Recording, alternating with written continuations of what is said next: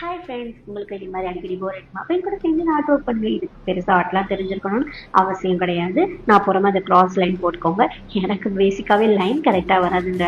நான் scale use பண்ணிங்கன்னா உங்களுக்கு லைன் கரெக்டாக வரணும்னா நீங்கள் ஃப்ரீ ஹேண்டெல்லாம் கூட போடலாம், நோ இஷ்யூஸ். அதுக்கப்புறம் அந்த லைனில் வந்து குட்டி குட்டி பாக்ஸஸை இந்த மாதிரி ரேண்டமாக போட்டுக்கோங்க. போட்டுட்டு அந்த பாக்ஸஸை நான் போடுற மாதிரி இந்த பெட்டல் வச்சு ஃபில் பண்ணிக்கோங்க. இந்த பெட்டல் நான் போடுற டயக்னலில் தான் போடணும்லாம் அவசியம் கிடையாது. இது ஜஸ்ட் ரிலாக்ஸிங் ஆர்ட்னு நீங்கள் எப்படினாலும் போடலாம். கண்டிப்பாக ஃபைனல் அவுட் வந்து நல்லா தான் வரும். நான் இதே மாதிரி இந்த பாக்ஸஸ் எல்லாத்துலேயுமே வந்து ரேண்டமாக பெட்டல் வச்சு ஃபில் பண்ணிட்டேன். இந்த எம்டி ஸ்பேசஸ் எல்லாம் பிளாக் வச்சு ஃபில் பண்ணிட்டேன். இது எனக்கு வந்து ரொம்ப காமிங்காக நான் வந்து கலரிங் சூஸ் பண்ணியிருந்தேன். உங்களுக்கு கலரிங் பிடிக்கலன்னா நீங்கள் அதை அவாய்ட் பண்ணிக்கலாம், பிளாக் அண்ட் ஒயிட்லேயும் வச்சுக்கலாம். நான் கலரிங் கொடுத்துட்டு அதே டார்க்கர் ஷேட் வச்சு ஷேடிங்குமே கொடுத்தேன். ஃபைனல் அவுட் பாருங்கள். உங்களுக்கு பிடிச்சிருந்துச்சுன்னா கண்டிப்பாக இதை சேவ் பண்ணி வச்சு ட்ரை பண்ணுங்கள். இந்த ஆர்ட் ரொம்பவே சாட்டிஸ்ஃபையிங்காக இருக்கும். நீங்கள் பார்த்துட்டு ட்ரை பண்ணிங்களா இல்லையான்னு எனக்கு சொல்லுங்கள் கமெண்டில்.